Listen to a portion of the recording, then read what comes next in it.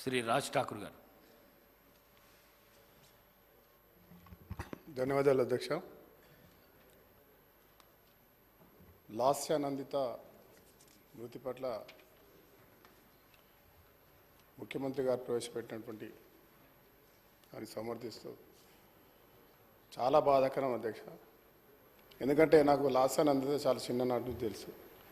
నేను సికింద్రాబాద్ కంటోన్మెంట్లో మా గృహలక్ష్మి కాలంలో నా ఇంటి పక్క ఇల్లే వాళ్ళది. సాయన్న గారు శాసనసభ్యులుగా శ్రీనివాస్ యాదవ్ గారు చెప్పినట్టు ఆయన పేరే కంటోన్మెంట్ సాయన్న గారు పేరుగాంచారు.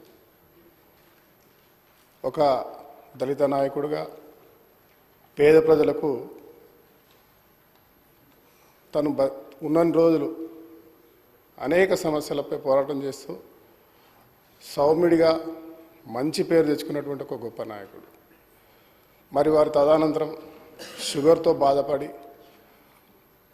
వారు చనిపోయిన కొద్ది రోజులకే మరి ఏ రోజు లాస్య యాక్సిడెంట్లో చనిపోవడం అనేది దిగ్భ్రాంతికి గురి చేసింది.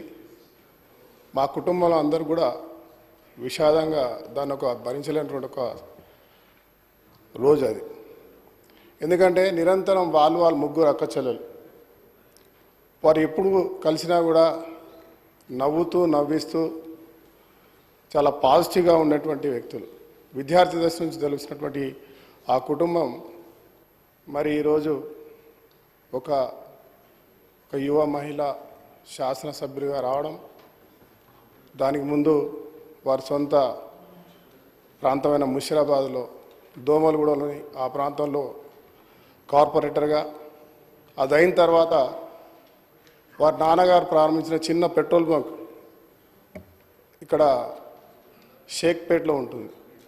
నేను 20 సంవత్సరాల తర్వాత మణికొండకు వచ్చి అక్కడ ఇల్లుంటే వారు ముగ్గురు అక్క చెల్లెలు కలిసి పెట్రోల్ బంక్ నిర్వహిస్తుండేవారు.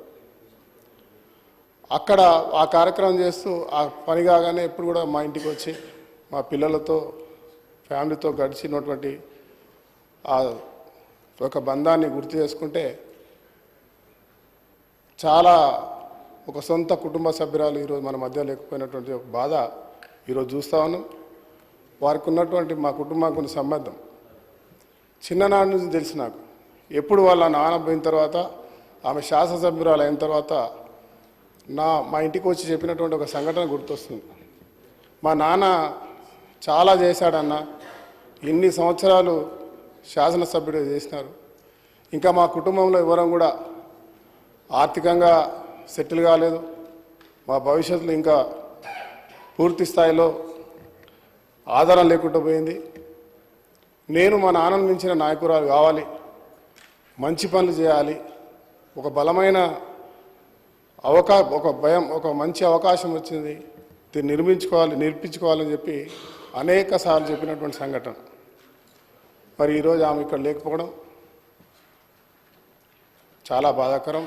వారి కుటుంబానికి ప్రగాఢ సానుభూతిని తెలియజేస్తూ ఆమె ఆత్మకు శాంతి చేకూరాలని కోరుతూ ప్రభుత్వాన్ని, నాకు ఆ కుటుంబం తెలుసు కాబట్టి ఏ సహాయం కావాలన్నా మన ప్రభుత్వ పక్షాన వారికి సహాయం అందించాలని ముఖ్యమంత్రి గారిని కోరుతూ, అదే మాదిరిగా ఆ పార్టీ వారిని కూడా ఆ కుటుంబానికి అండగా ఉండాల్సిందిగా కోరుతా ఉన్నాను. ధన్యవాదాలు.